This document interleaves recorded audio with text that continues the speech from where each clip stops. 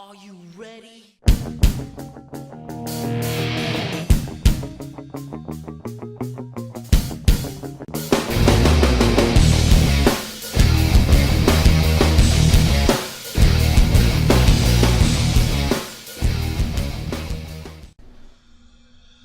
Hey guys, CSDX and welcome to this video. My hair's already getting messed up. Anyway, Severed. I literally have no idea how to start the little clips intro thing, actually. Well, I suppose the way to start this video would be to talk about Drinkbox Studios, who have quickly become one of my favorite gaming developers. Having been founded in 2008 by several members of Pseudo Interactive, which brought you not much, actually. They started their roles as a developer with a short series in Tales from Space, with About a Blob being the first one and Mutant Blob's Attack being the second one. They only really managed to make a name for themselves in 2013 with the epic action-adventure exploration game Guacamelee, which I genuinely adored so much that it ended up being the first game I platinumed on a Sony platform. Well, the Super Turbo Championship Edition anyway. Granted, I didn't get the DLC trophies, but whatever. Years later, they create an entirely new IP in Severed, which got quite a bit of hype with the art style, much like Guacamelee. However, is it truly a game that deserves my time? Short answer is yes, but I'm gonna review it anyway. Now, I'm gonna be reviewing the Wii U version. Christ, I'm making a mess already. Mostly because, well, I have it on the 3DS, but I don't have any means to record 3DS gameplay right now, currently, if at all. Don't know when that'll end. And not only that, but there's also a Vita version, but I don't have a means to record from a Vita, and I don't have a Vita. I'm looking to get one again someday, but I don't even know what games I would get it for these days. And of course, there's the Switch version, but that is only able to be played in handheld mode, and you'll see soon enough. Well, anyway, let's get to it. Stylus required.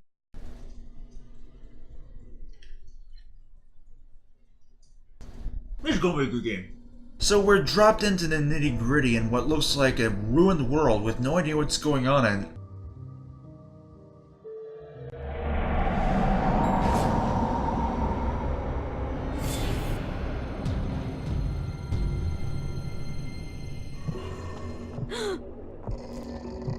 Oh. Hi. What the fuck? In case it wasn't clear, it turns out an evil dragon has attacked the protagonist's family, kidnapped them, and sliced off her arm for good measure, with the protagonist, by the way, being named Sasha. She is aided somewhat by this mysterious being named... Come to think of it, nobody other than Sasha has an actual name, and even her name required a Google search, so... let's just call him... Steve! But that's a good name, right? Steve? Steve the skeleton god thingy. Yeah. So Steve gives us a sword saying that we're in another world where our family's being held captive in various places in this world. In fact, this is kinda some kind of purgatory if I've ever seen one. Steve tells us we can rescue them, and given that Sasha's all alone, that's probably all the motivation we need. Thanks, Steve.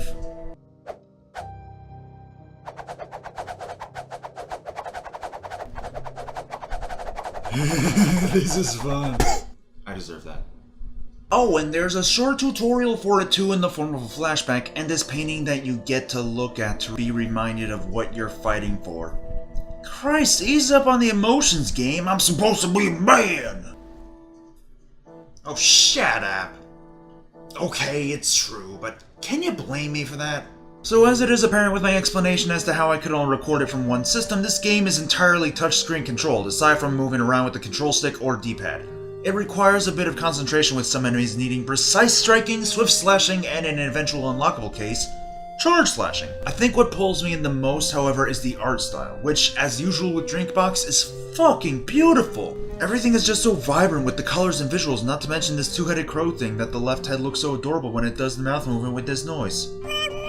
Fuck you, I love this ugly thing. Oh. Hi.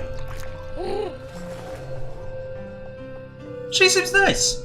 So in addition to fighting monsters like that, you can also use their, leftover parts, gross, to upgrade your abilities, eventually having better defense, better accuracy, and even the ability to turn little bits of, things, I don't even know what to call them, maybe giblets or something, I don't know, that you can find in various jars, preferably not the cracked ones, to turn into monster parts for more upgrades. The main way to get these hands and other parts is to max out your focus meter, not fail too many attacks, and once the health is out, you have a short amount of time to slice off whatever parts you can that are able to be obtained from said monster.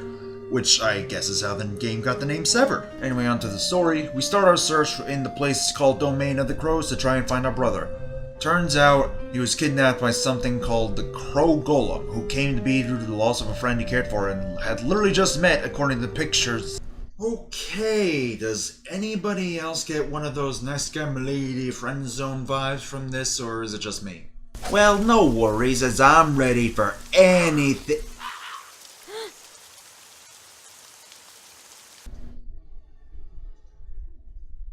Jesus Christ, Drinkbox! Okay, I knew they were kidnapped, but I didn't know they were already rotten corpses, damn it! What's rating for this game again? Not that kind of rating, also it deserves better than that, really. Oh. Actually, yeah, I think that's about right. We end up getting the first boss in the game, and it can be a challenge, but we do get rewarded for it as we get a special mask that allows us to freeze our enemies, although they use the word blind for some reason. It also opens up new paths for us. This is also done with the second boss when we are fighting to get back our dad, and that we get a reward in some kind of chest plate that was the boss's teeth, and allows us to steal up to 2 stat buffs from the monsters we fight so long as we upgraded it to do so. Otherwise it's just 1 buff. Oh, and magic defense can never be stolen, and it always prevents the other powers from being stolen, because of course that's the case. Oh, and there's some kind of sentient arm that looks like I injected 5 whole marijuanas, and our eyes got red from the mask. This game is weird. We're also warned quite a bit here and there about the dragon in question, from the 2-headed bird thing to the Wanderer herself, with the Wanderer saying it will only bring ruin and that you can never go home because of it. Oh yeah? Well, I'm a brave boy. A big brave boy. And no one's gonna stop me.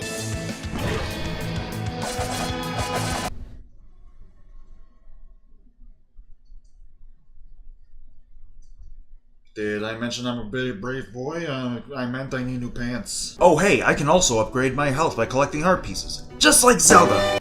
Oh, wait. Do I... Ew! Ew, ew, ew, ew, ew! Oh god, that's disgusting! Oh, and it's done with brains for the magic meter! Cringe! Now, I really don't want to spoil this game, but there's something involving the ending that I want to discuss, so if you don't want to get spoiled, then just click to this time that pops up here, because I have no idea how to use the annotation note thing at the time of this recording, and I'm unsure if I can even do it since I'm not a big channel at the moment. So yeah, we cool? Alright, I'll see those that chose to skip ahead soon, but for those that didn't, here we go. Now, like with Guacamelee, this game has 2 endings, and if you're not trying to complete the game and are just trying to finish without collectibles, chances are you're going to get the bad ending. And I ended up opting for the good ending immediately because then I gotta face the final boss again for it if I don't do it the first time, because that's what people like. Also, it's because, let's be real, bad endings are depressing, let's be honest with this. See, to get the good ending, you have to go through specific areas in the clouds, requiring you drink some kind of soup that gives you the ability to move fast and to walk on clouds, and getting that psychedelic arm gives you the rage ability to make attacks stronger. But leaving it on for too long temporarily immobilizes you as you try to control the anger within. Well, at least this is finally over, as we can get our mother back.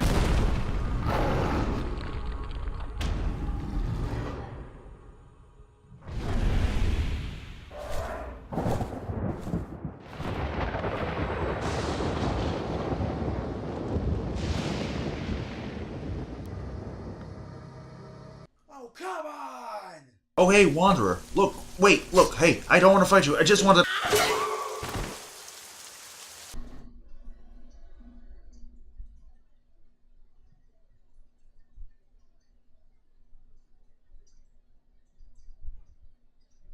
Look, Granny, I can help you hide the body if you want. No one has to know what you did. Actually, the body is of this woman's late husband, as she was unable to fully accept his death and thus lives here to stay by his side. Christ, man, this game is harsh with the reality. Of course, since we got the mementos and made amends with the Wanderer, we're set to fight the dragon, with Steve stopping us one more time to let us know that we could never leave with our family to begin with. Well, thanks for getting our hopes up earlier then, you fucking asshole! So we face the dragon, and holy hell is it intense. Oh, good lord! Oh, don't lick it, you sicko! Wait, does it have some sort of power over my arm? Well, it happened before, so...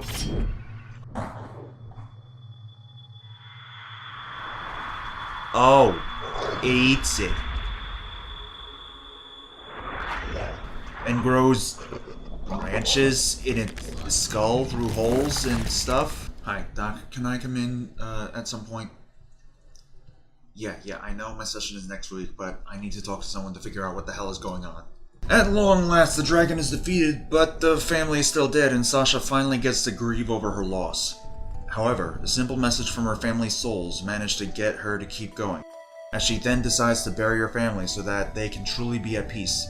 As she then leaves the portal, still missing an arm, ready to miss her family, but won't miss a step as she chooses to just keep moving. And that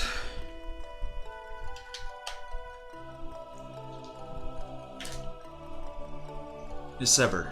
Now, as I do the outro bits where I explain the game in a summary, I have to point out why I felt the need to spoil this game for everyone like that. Because this game helps teach the 5 stages of grief. I've gone over it a bit in the Arkham Knight review, namely about the Mr. Freeze DLC, but Severed does it best. And it deserves quite a bit of love for it. Stage 1. Denial. The Wanderer living in purgatory with her husband's corpse. Stage 2. Anger. The rage ability that you gain for a bit. Stage 3. Bargaining. The entire game is trying to get back the bodies of your family in hopes that you can bring them back and become a family again. Stage 4. Depression. Sasha realizes that after all that, her journey felt naught, that she'll never get her family back. Stage 5. Acceptance.